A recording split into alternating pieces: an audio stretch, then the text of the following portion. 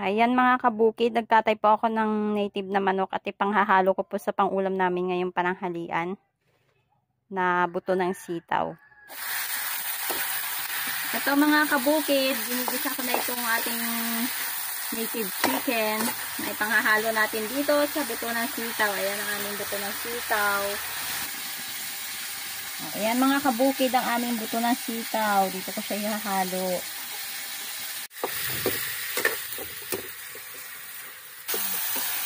Ayan mga kabukid, tunawin lang natin yung taba ng ating manok.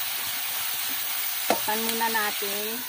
At mangunguha po muna ako ng dahon ng malunggay. Panghahalo ko dito sa ating niluluto.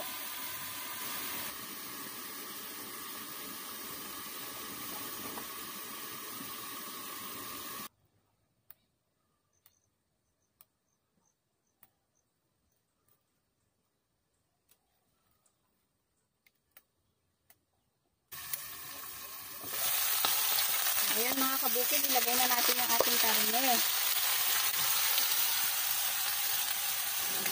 Ay, ito nakaso ako.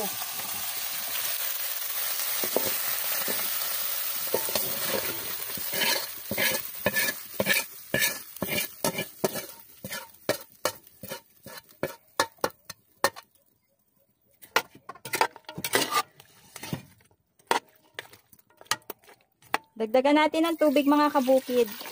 Ayan. Para mapalambot natin yung ating karne.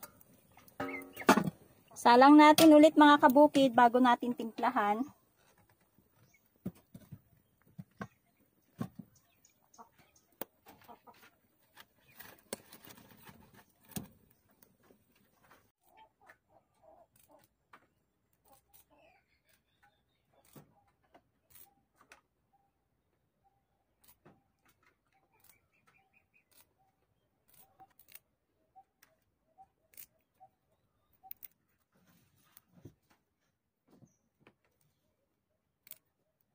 Timplahan na natin mga kabukid at kumulo na yung ating niluluto.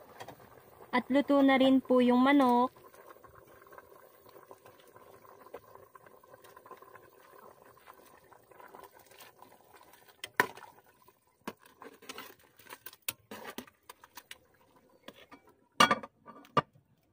Lagay na natin mga kabukid yung ating dahon ng malunggay sa ating ulam. Sarap.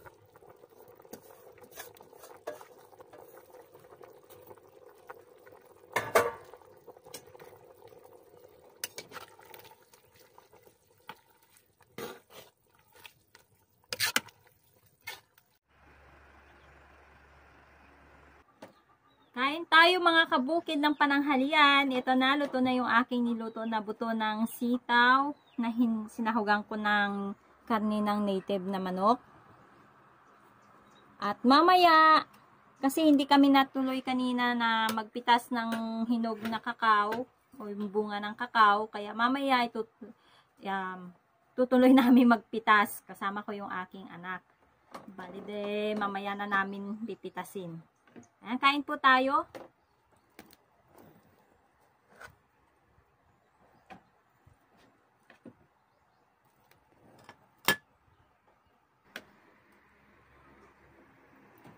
Ayan, kakain tayo mga kabukid ng pananghalian.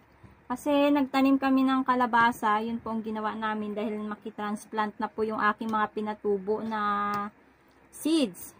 So, inuna po muna namin yun.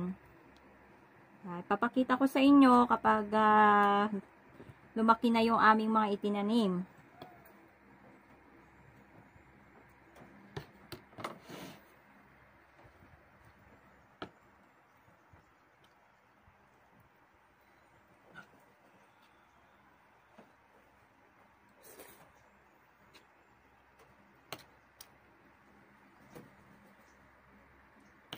Kain tayo mga kabukid.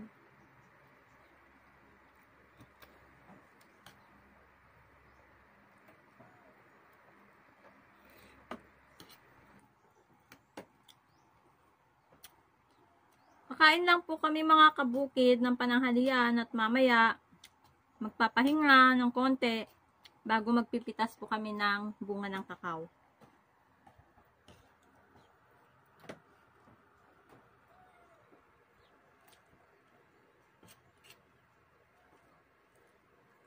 Mga kabukid, samahan nyo kami ngayon. Magtitiba kami ng aming mga bunga ng saging. May ayan, gulang na, tsaka kusa na natumba. Para may pambenta tayo ngayon mga kabukid. Para may pambili ng pangulam ng mga anak. Ito. Ang lalaki. Ayan, kung nakikita nyo ang gulo-gulo ng aming saging, dati na-rehab na to, pero ngayon i-rehab ulit kasi tatamnan po namin ng gulay. Ayan, namatay na yung damo. Inisprehan ng aking asawa kasi ready to plant na yung aming mga seedlings. So, kaya yan. Pag tatanggalin namin kasi yung ibang linya ng saging para lumuwang yung space po para sa gulay. Kaya hindi muna namin ngayon ginagalaw. Tara mga kabukid, tuloy natin magtiba ng saging. Eto mga kabukid, oh, ang lalaki ng bunga niya. Ayan, oh. Parang lakatan yung haba. Ayan, oh, sulit na sulit yung bibili dyan.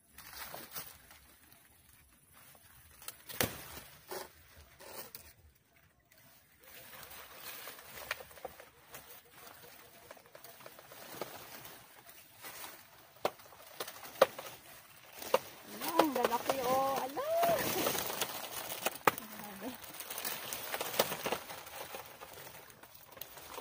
Ayan mga kabukid, oh, tignan mo naman ang lalaki ng niya, piraso niya, oh. Oh. Sulit na sulit. Maganda kapag ganito lahat ng saging. Talagang ay, bigat. Ayun, lalaki, oh. Meron pa. Diba pa tayo, dito pa tayo. Oh, ito pa mga kabukid, oh. Ang lalaki.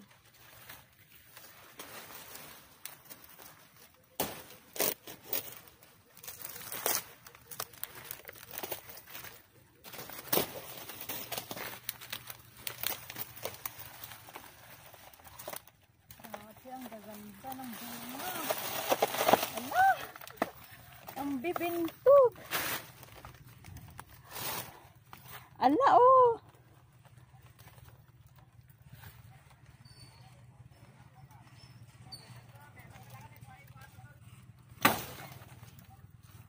Oh! Ala, tignan nyo naman mga kabukid, oh. Tiba-tiba talaga tayo niyan sa kilo. Lalaki.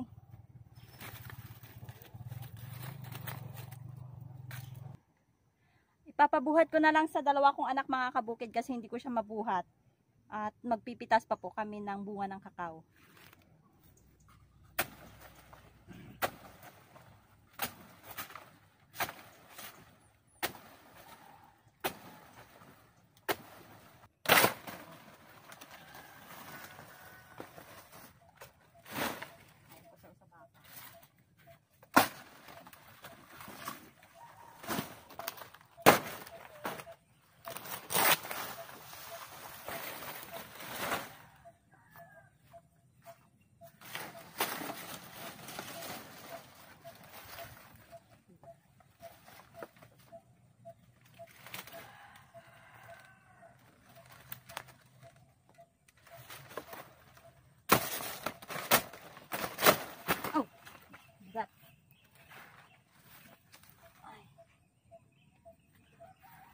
Ayan mga kabukid, mayroon na kaming pang merienda ulit. Ito yung damilig daw. Sabang Tagalog. Damilig po kasi tawag dito. Sa Tuguegarao. Ayan. Bibintog. Panglalaga na tayo. Tara mga kabukid, magpitas na tayo ng kakao.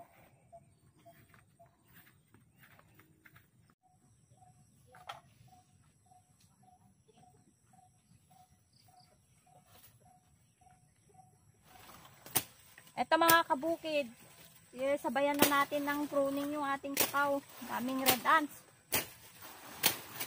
Saka dami ding milibag yung bunga niya, oh. Ngayong taon po kasi na namunga to, hindi namin na linisan, hindi namin na i-pruning. Ang daming langgam.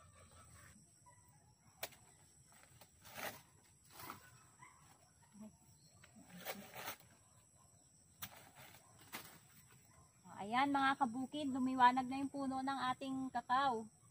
Nabawasan na po yung mga sanga niya. Kasi kailangan naiinitan po yung pinaka-center o yung puno niya mismo. So magpipitas na tayo ng bunga.